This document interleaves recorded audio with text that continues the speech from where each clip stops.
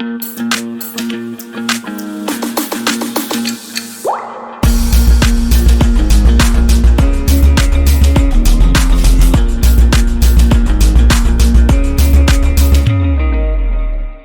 Everyone, welcome back to the Layman Way. और आज के वीडियो का टॉपिक है कि why PYQs are very important for UPSC prelims. Since prelims near आ रहा है तो PYQs का इंपॉर्टेंस बहुत बढ़ जाता है। और आज के वीडियो में आपको यही पता चलेगा कि अगर आपने PYQs पिछले 40 साल के कर लिए हैं तो आप additional 30 to 35 marks additional score कर सकते हो प्रीलिम्स में।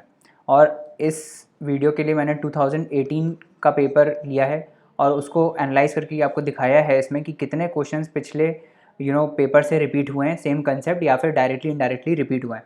तो इतना ज़्यादा इंपॉर्टेंस होल्ड करता है PYQs हमारी यूपीएससी प्रीलिम्स की प्रिपरेशन में। It is more important than test series itself, क्योंकि टेस्ट सीरीज से कोई क्वेश्चन नहीं आता है बट इनसे रिपीटेटिव क्वेश्चंस आते हैं, है ना। तो चलो आगे बढ़ते हैं और देखते हैं कि इस लेक्चर में होने क्या वाला है, कि क्यों PYQs बहुत ज़्यादा इंपॉर्टेंट है। क्योंकि क्वेश्चंस डायरेक्ट रिपीट होते हैं, कंसेप्ट्स रिपीट होते हैं, इसके साथ साथ PYQs करने से हमको ये पता चलता है कि भाई इंपॉर्टेंट टॉपिक्स कौन से हैं। आप रैंडमली उठा के बुक पर नहीं पढ़ सकते प्रीलिम्स के लिए, है ना, क्योंकि बहुत ज़्यादा सिलेबस है। तो क्या क्या टॉपिक्स पे आपको फोकस करना है वो चीज़ बहुत ज़्यादा इंपॉर्टेंट है। तो ये हम PYQs हमको ये बताते हैं कि फोकस किस चीज़ पे करना है प्रीलिम्स के लिए, क्या चीज़ें इंपॉर्टेंट है। इसके साथ ही साथ एक्चुअल ट्रेंड क्या आ रहा है, यूपीएससी का लेवल क्या है एक्चुअल पेपर में। आप मॉक सॉल्व करते होगे, मॉक्स कभी कभार बहुत घुस के पूछ लेते हैं, तो एक्चुअल लेवल क्या है यूपीएससी के पेपर का और ट्रेंड्स क्या आ रहे हैं। आजकल एशियन एंड मिडिवल ज़्यादा पूछे जा रहे हैं, है ना, पेपर में। तो वो सब चीज़ें हम इस लेक्चर में देखने वाले हैं। इसके बाद क्या ट्रिक्स आप यूटिलाइज़ कर सकते हो क्वेश्चंस को करने के लिए, ठीक है। चलो जल्दी से आगे बढ़ते हैं। और पहले तो मैं ये बता देता हूँ कि 2018 का हम पेपर देखेंगे इसमें, और मैं आपको ये दिखाऊंगा कि कौन कौन से क्वेश्चन कैसे कैसे रिपीट हुए हैं इसमें, है ना। तो ये देखो, ये पहला क्वेश्चन देखते हैं। With reference to the solar power production in India consider the following statements. तो सोलर पावर प्रोडक्शन पे क्वेश्चन आया 2018 में, है ना। इसमें लिखा है India is the third largest in the world in the manufacture of silicon wafers. India तो सिलिकॉन वेफर्स प्रोड्यूस करता ही नहीं है, तो पहला ऑप्शन गलत है। दूसरा, solar power tariffs are determined by solar energy corporation of India, ये भी गलत है। इलेक्ट्रिसिटी रेगुलेटरी कमीशन करती है इसको, है ना। तो कुल मिला के बात यह है कि सोलर पावर प्रोडक्शन पे 2018 पे क्वेश्चन आया है ना। अब देखो 2014 पे सोलर पावर प्रोडक्शन पे एक और क्वेश्चन आया था, मतलब ये 2014 में पहले क्वेश्चन आ चुका है, फिर 2018 में सिमिलर रिपीटेड टॉपिक पूछा गया है। क्या पूछा गया है? Similar repeated topic. 2014 में सोलर पावर प्रोडक्शन आया था, 2018 में फिर से ये टॉपिक पूछा गया है ना। अब क्वेश्चन अलग था, ऑब्वियसली ऑप्शंस अलग थे। Photovoltaics is a technology that generates electricity by direct conversion of light and electricity, while solar thermal is a technology that utilises sun rays to generate heat. तो ऑब्वियसली थर्मल है तो heat, है ना। तो solar thermal जो है वो heat से बेसिकली हीट सन की रेस से हीट जनरेट करता है ना। सन की रेस को यूटिलाइज करता है हीट जनरेट करने के लिए, तो पहला सही है। तो आप ये देख रहे हो कि सोलर पावर प्रोडक्शन से जितना बैकग्राउंड रिलेटेड है वो सारा आपको पूरा पता होना चाहिए, करेक्ट।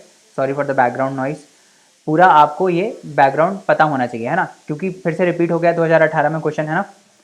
चलो अब और दिखाता हूँ मैं आपको। पहला क्वेश्चन देख लिया, रिपीट हुआ है। अब दूसरा क्वेश्चन देखते हैं। Which of the following leaf modifications occur in the desert areas to inhibit water loss. तो वाटर लॉस को कम करने के लिए क्या लीफ का स्ट्रक्चर रहता है डेजर्ट एरिया में। तो हार्ड एंड वैक्सी लीव्स रहती हैं, ऑब्वियसली वैक्सी होंगी तो वाटर लॉस प्रिवेंट होगा। टाइनी लीव्स रहती हैं डेफिनेटली, क्योंकि सरफेस एरिया कम हो जाता है तो इवेपोरेशन कम होता है। थर्ड है थॉर्न्स होते हैं इंस्टेंट ऑफ लीव्स। थॉर्न्स का भी यही कंसेप्ट है कि सरफेस एरिया कम कर देते हैं तो इवेपोरेशन नहीं हो पाता है। तो इसमें तीनों सही है। अब सेम क्वेश्चन 2013 में, सेम, ऐसा भी नहीं कि ऑप्शन चेंज किया हो, सेम क्वेश्चन पूछा जा चुका है 2013 में और फिर रिपीट हुआ कब? 2018 में। समझ में आ रहा है? Which of the following leaf modifications occur in the desert areas to inhibit water loss. तो कौन कौन है? Same, 1 2 3 same, hard and waxy leaves, tiny leaves और no leaves, thorns instead of leaves. ये सारे ऑप्शंस इसमें रिपीट हुए हैं फिर से। 2013 में था, 2018 में फिर से रिपीट हुआ है ना। दूसरा क्वेश्चन हो गया रेपिटेटिव, सेम रिपीट हुआ है ना। अब ये देखो, which one of the following links all the ATMs in the India. कौन सी ऐसी कॉर्पोरेशन है या बॉडी है जो सारे एटीएम्स को लिंक करती है इंडिया में। तो पहला है इंडियन बैंक्स एसोसिएशन, दूसरा है नेशनल सिक्योरिटीज डिपॉजिटरी लिमिटेड, तीसरा है national payment corporation of India और चौथा है रिजर्व बैंक ऑफ इंडिया। अब आपको पता है कि कौन करता है? National payments corporation of India, है ना। तो NPCI बेसिकली ये चीज़ करती है ना। अब इसमें जितने भी ऑप्शंस हैं उन सब के बारे में आपको पता होना चाहिए। इंडियन बैंक एसोसिएशन क्या है, NSDL क्या है, NPCI क्या है, RBI क्या है, ये सब आपको पता होना चाहिए इसमें। समझ में आ रहा है? अब देखो NPCI पे क्वेश्चन आया 2018 में, है ना। अब 2017 में भी NPCI के ऊपर क्वेश्चन आया था। NPCI क्या करता है, फाइनेंशियल इंक्लूजन प्रमोट करता है, रुपेस्ट कार्ड इसने लॉन्च किया है, NPCI पे ही क्वेश्चन है। अगर आप NPCI भी अच्छे से पढ़ लेते तो ये क्वेश्चन हो जाता। आपको पता चल जाता है कि बैंक्स के ATM सारे कौन कनेक्ट करता है, NPCI करता है। Repetitive question again same concept पे 2017 में NPCI पे पूछा है, 2018 में फिर से NPCI पे पूछा है। समझ में आ रहा है? देख रहे हो ना कैसे आ रहे हैं रिपीटेटिव क्वेश्चन। दूसरा हो गया। अब एक और देखते हैं question. Increase in absolute and per capita real GNP do not connote a higher level of economic development if. तो ग्रॉस नेशनल प्रोडक्ट जो है ना, वो बढ़ने से इकोनॉमिक डेवलपमेंट ज़रूरी नहीं है कि बढ़े। क्यों? इसमें ऑप्शन दिए हैं कुछ। इंडस्ट्रियल आउटपुट कम हो जाएगा, एग्रीकल्चर आउटपुट कम फेल हो जाएगा, पॉवर्टी एंड अनएम्प्लॉयमेंट इंक्रीज होगा, imports grow faster than exports.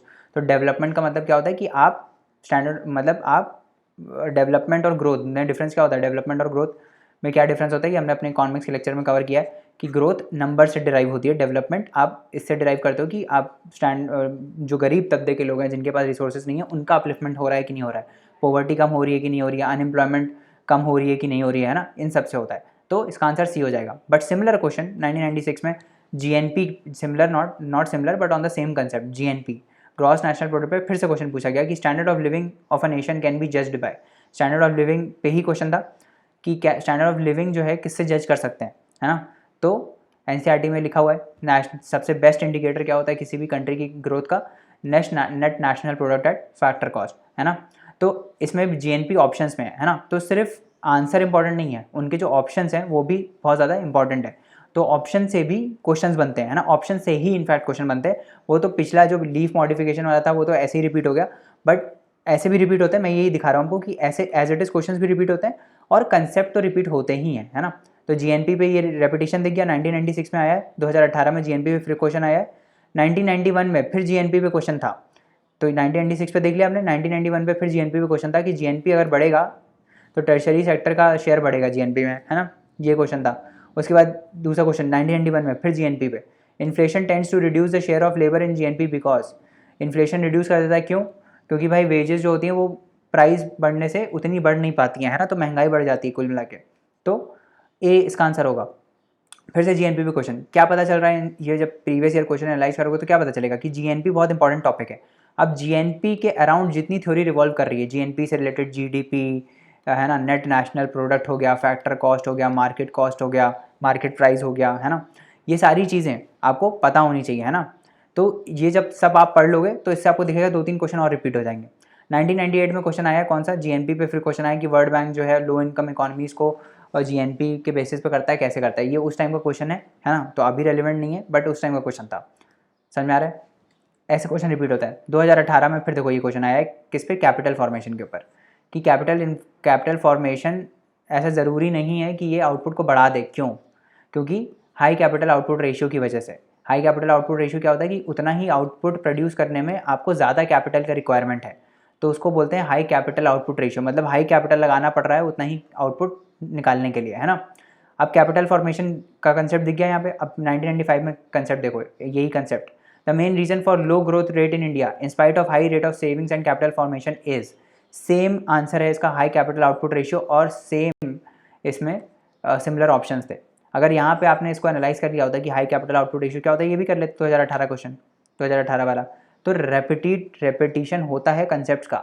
फिर देखो 2013 में फिर सिमिलर चीज़ पे कंसेप्ट रिपीट हुआ है, economic growth in country X will necessary have to occur if. अगर इकोनॉमिक ग्रोथ करानी है हमको किसी कंट्री में तो क्या होना ही चाहिए, क्या होना चाहिए कि कैपिटल फॉर्मेशन होना चाहिए, है ना, there is a capital formation of X, है ना। फिर से कैपिटल फॉर्मेशन के ऊपर क्वेश्चन, 3 क्वेश्चन दिख गए, 2013, 2018, 1995। एक और क्वेश्चन देखो 2013 में दोबारा, which of the following are the main causes of slow growth rate of per capita income. इसमें भी सेम ऑप्शन रिपीट हुआ है, कौन सा, high capital output ratio, high rate of growth of population.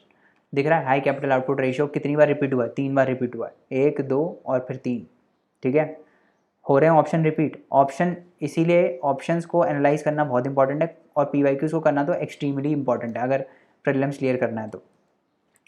With reference to cultural history of India, अब ये देखो 2018 में क्वेश्चन आया है, इसमें त्यागराज पे फोकस किया गया है सारे ऑप्शंस पे। पहले पे है most of the Tyagaraja kritis are devotional, Tyagaraja created several new ragas, Annamacharya and Tyagaraja are contemporaries, तो ये गलत है, ये लोग कंटेम्प्रेरीज नहीं है। तो थर्ड यहाँ से आप गलत कर दो, आपका आंसर आ जाएगा बी।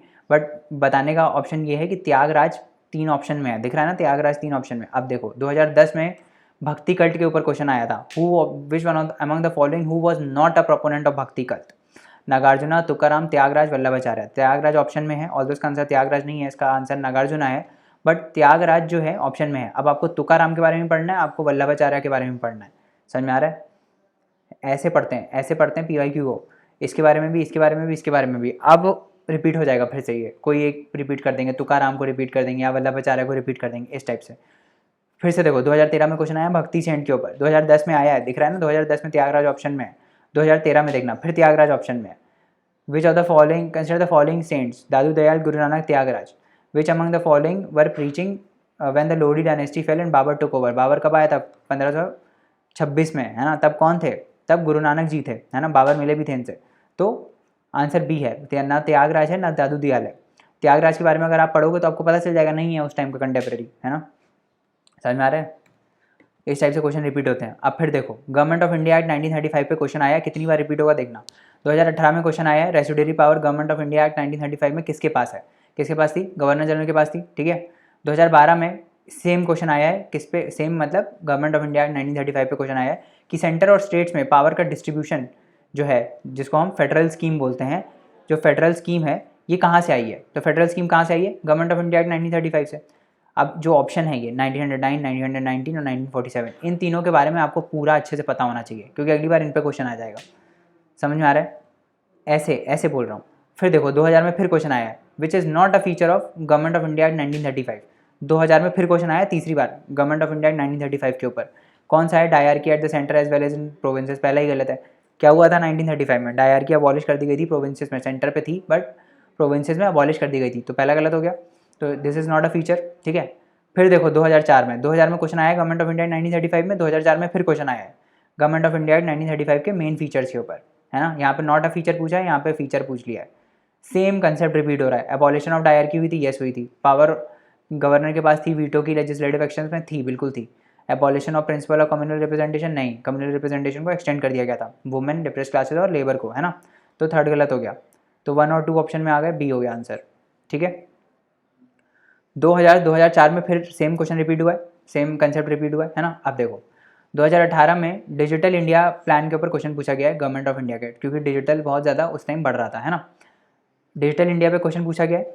अब ये देखो फिर 2016 पे 2017 में फिर से डिजिटल इंडिया पे क्वेश्चन पूछा गया है, डिजी लॉकर से रिलेटेड, इसके एप्लीकेशन से रिलेटेड कि डिजिटल इंडिया में क्या क्या चीज़ें हो रही हैं। डिजी लॉकर पे है, इसके बाद 2017 में स्मार्ट इंडिया के तौर पे है, जो कि डिजिटल इंडिया का पार्ट है, फिर से 2017 में आया। तो 3 लगातार साल आया, 2016, 2017, 2018, तीनों साल डिजिटल इंडिया का से रिलेटेड कुछ ना कुछ कंसेप्ट आया है ना। इस टाइप से आपको करना है मतलब PYQ कि भाई अगर ये कंसेप्ट आया है तो ये कंसेप्ट का पूरा चिट्ठा A to Z हमको पता होना चाहिए, ठीक है, समझ में आ रहा है।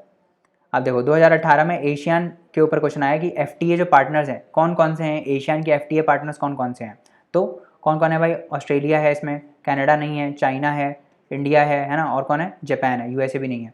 1 3 4 5 सी आंसर हो जाएगा, है ना। अब यही एशियान का कंसेप्ट RCEP का क्वेश्चन बना के पूछा गया था, कब पूछा गया था? 2016 में। 2016 में RCEP के ऊपर क्वेश्चन पूछा गया था। RCEP क्या है भाई? RCEP एशियान और किसके बीच में फ्री ट्रेड एग्रीमेंट है? एशियान प्लस 5 कंट्रीज़ के बीच में। कौन कौन सी कंट्रीज़ है? ऑस्ट्रेलिया है ना, इंडिया बाहर चला गया है, तो चाइना है ना, न्यूजीलैंड है, जापान है ना, और कोरिया है ना। तो 1 2 3 4 5 हो गए ना, 5 हो गए इनके बीच में। अब ये अगर आप RCEP को थोड़ा ध्यान से पढ़ते तो आप एशियन को भी पढ़ लोगे और आप बाकी कंट्रीज़ के FTA के वो भी अंडरस्टैंड करोगे, है ना, कि क्या है FTA। 2016 में आया, 2018 में फिर क्वेश्चन रिपीट हुआ है। 2018 में election of president of India पे क्वेश्चन आया है ना, कि जो वोट की वैल्यू होती है, जो प्रेसिडेंशियल इलेक्शन होते हैं उसमें जो MLA वोट करते हैं उनकी जो वोट की वैल्यू होती है वो स्टेट टू स्टेट वैरी करती है ना। पहला ऑप्शन ये बोल रहा है जो कि वैरी करती है ऑब्वियसली, क्योंकि हर स्टेट की पॉपुलेशन अलग है, MLA अलग है ना, नंबर ऑफ MLAs अलग हैं। Value of vote of MPs of Lok Sabha is more than the value of MPs of the Rajya Sabha. तो ये तो गलत है ना, क्योंकि MPs की वैल्यू सेम रहती है। कैसे निकालते हैं MPs की वैल्यू? टोटल MLA है ना अपॉन टोटल MP इंटू 1/1000, है ना, ये इस टाइप से निकालते हैं। तो ये तो गलत है दूसरा वाला, पहला सही है। अब देखो प्रेसिडेंट के इलेक्शन में वोटिंग का वेटेज पूछा गया था 2018 में। सेम क्वेश्चन 1990 में ऑलरेडी पूछा जा चुका है कि value of vote of a member of a parliament for election of president of India is determined by MP. ये जो दूसरी स्टेटमेंट है इसकी, value of vote of MP, ये पूछा जा चुका है 1990 में ऑलरेडी। ठीक है, तो ये आप ऑप्शन देख सकते हो, total value of votes of the, तो इसका आंसर क्या हो जाएगा, सी हो जाएगा कि एमएलएस के वोट्स का सारा value divide by MPs into 1/1000। ठीक है, समझ में आ रहा है। तो क्वेश्चन रिपीट हुआ है ना, 1990 के बाद 2018 में फिर पूछा है। 2018 का फिर से क्वेश्चन देखो, which of the following events happened first. Arya Samaj पे क्वेश्चन है, स्वामी दयानंद सरस्वती ऑप्शन में है, दीन बंधु मित्र का नील दर्पण ऑप्शन में है, बंकिम चंद्र चट्टोपाध्याय का आनंद मठ जो कि चैटर्जी हैं, ये गलत है ना। दीन बंधु मित्र का नील दर्पण है, ये भी सही है ना। अब इसमें पूछा है कि सबसे पहले कौन सा हुआ है ना। 1875 में ये हुआ है ना, और 1869 में हुआ ये लगभग, ये है ना, इंडिगो रिवोल्ट के आसपास हुआ नील दर्पण। ठीक है, तो इसका आंसर हो जाएगा बी, है ना। ये इन्होंने बाद में लिखी है, सन्यासी रिवोल्ट के टाइम लिखी है इन्होंने, है ना। ये 18 Satyendranath became the first Indian to succeed in Indian civil services, ये कब हुआ था, 1863 में हुआ था शायद, ये सॉरी 1860 में, इंडिगो रिवोल्ट 1860 में हुआ था ना, तो 1860 में, तो आंसर क्या हो जाएगा, बी हो जाएगा, है ना।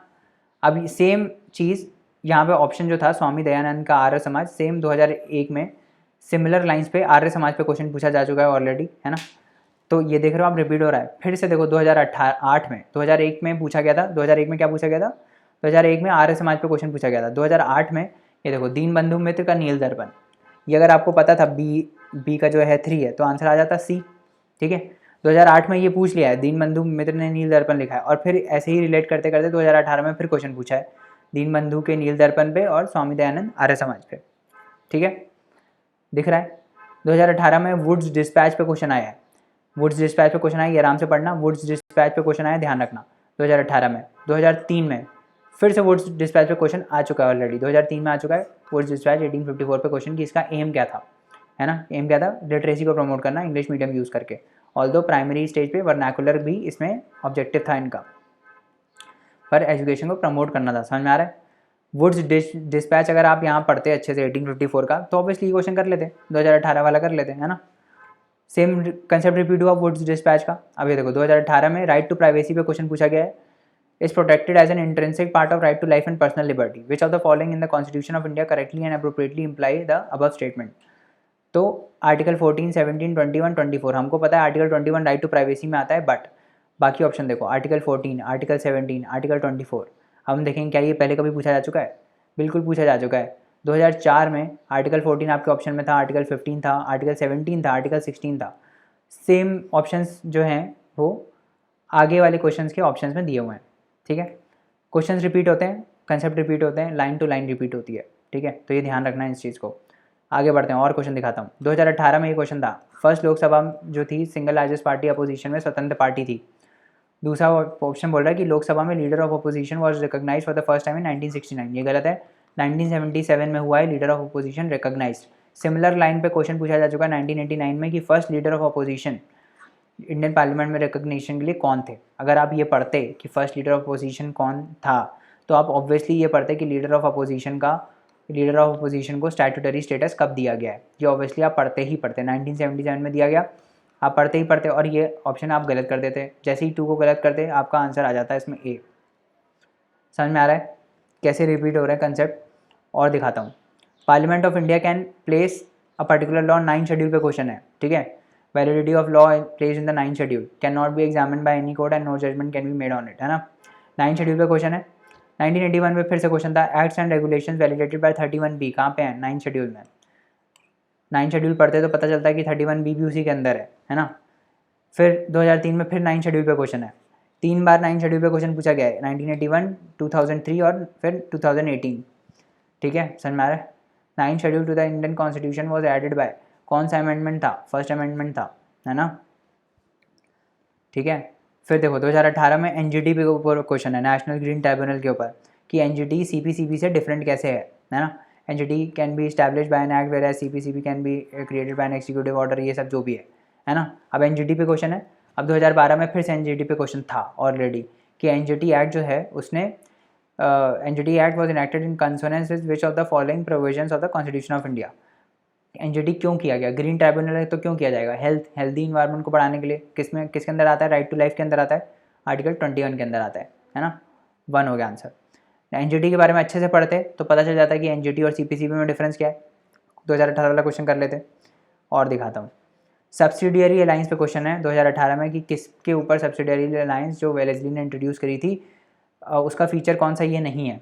सब्सिडियरी अलायंस में क्या होता था? लार्ज स्टैंडिंग आर्मी मेंटेन की जाती थी, उसको पैसा देते थे वहाँ के किंग, है ना। इसको इसलिए रखा गया था ताकि नेपोलियन के डेंजर से बचाया जा सके। बिल्कुल सी ऐसा कुछ नहीं है कि सिक्योर फिक्स्ड इनकम चाहिए थी, ऐसा तो कुछ भी नहीं है ना। एक्सपेंस मैनेज करता था वहाँ का प्रिंसली स्टेट का किंग, मतलब जो भी राजा था, बट ऐसा कोई फिक्स्ड इनकम नहीं था, है ना। टू स्टैब्लिश ब्रिटिश पैरामाउंट, ये सही है ना। सब्सिडरी लाइन्स पे क्वेश्चन आया 2018 में। 1992 में फिर से क्वेश्चन है। A lot of questions have been already asked on this topic. The first Indian ruler who joined the subsidiary alliance was. Subsidiary lines पे और भी क्वेश्चंस हैं, ये तो मैं 2018 का बता रहा हूँ आपको, पर वैसे भी और भी क्वेश्चंस हैं सब्सिडियरी लाइन्स पे, है ना। तो इसका आंसर क्या है? निज़ाम ऑफ हैदराबाद। पहले सबसे पहले कौन आया था? निज़ाम ऑफ हैदराबाद, है ना। तो देखा, ये टोटल मिला के अगर आप गिनोगे ना, टोटल मिला के हो गए 18 question. 18 question directly indirectly repeat हुए, कितने नंबर हो गए? 36 नंबर हो गए। अब आप सोचो कि 36 नंबर आपके लिए कितना वैल्यू रखता है ना, कितना वैल्यू रखता है। 36 नंबर बहुत होता है, बहुत होता है। मतलब अगर आपके 80 आ रहे होंगे तो आप 36 एक्स्ट्रा ला के 106 ले आओगे और क्वालिफाई कर जाओगे। समझ में आ रहा है? सॉरी 116 है ये, नॉट, तो मतलब मैं इसको और कम कर देता हूँ, थोड़ा और अच्छा दिखेगा। 36 नंबर है ना, 70 नंबर अगर आपके आ रहे होंगे, 36 और ऐड कर दो तो 106 हो जाएगा, ठीक है। तो 70 नंबर से आप सीधा क्वालिफाई कर गए प्रीलिम्स, सिर्फ PYQ एनालाइज करने से। समझ में आ रहा है? 70 नंबर ले आते हैं लोग, इतना कोई हार्ड नहीं होता। ये एडिशनल नंबर्स होते हैं ना, ये हार्ड होते हैं लाना, ठीक है। तो देख लो कितना इंपॉर्टेंट है PYQ, इतना ज़्यादा इंपॉर्टेंट है कि डायरेक्ट क्वेश्चन रिपीट होते हैं, डायरेक्ट कंसेप्ट रिपीट होते हैं, है ना। तो इसके लिए हमारी एक सीरीज़ है, how to score 120+ in UPSC prelims, जहाँ पे हमने एलिमिनेशन टेक्निक्स और वो सब बताया है ना। ये सीरीज़ है, यूट्यूब पे जाके पढ़ी है, हमारी वेबसाइट पे भी पढ़ी है www.thelaymanway.com। फ्री कोर्सेज में आप जाओगे तो वहाँ पे आपको ये पूरी की पूरी सीरीज़ मिल जाएगी। तसल्ली से देखो, पिछले 5 साल के क्वेश्चन एनालाइज़ किए हैं इसमें, एलिमिनेशन की टेक्निक सिखाई हैं। इसके बाद आपका होमवर्क ये है कि पिछले 40 साल के जो क्वेश्चंस हैं वो सारे आपको खुद से करने हैं, ऐसे ही एनालाइज करके जैसे हमने किया है ना। हर एक ऑप्शन की बैकग्राउंड थ्योरी जाननी है। जैनिज़्म बुद्धिज़्म पे अगर क्वेश्चन है तो जैनिज़्म बुद्धिज़्म की पूरी थ्योरी आपको पता होनी चाहिए, ठीक है। बुक्स कौन सी हैं? 40 ईयर्स PYQ की ऑनलाइन भी आपको मिल जाएगा, PDF और ऑफलाइन भी मिल जाएगा।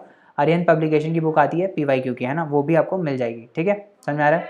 फ्री मटेरियल जो है वो हमने अपनी वेबसाइट पे अपलोड कर रखा है ऑलरेडी, है ना, तो वहाँ से भी आप देख सकते हो।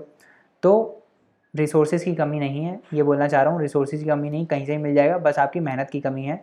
मेहनत आपको करनी है और आपको ये पूरा जो एनालाइजेशन है वो करना है। कैसे? Option wise. समझ में आ रहा है? तो एटलीस्ट पिछले 20 साल के तो करो ही करो, पिछले 20 साल के एटलीस्ट करो ही करो, है ना। Analyse the options from the questions and revise the theory around it, ठीक है। Go back study the static topics related to the PYQ। तो इससे आपको क्या पता चल जाएगा?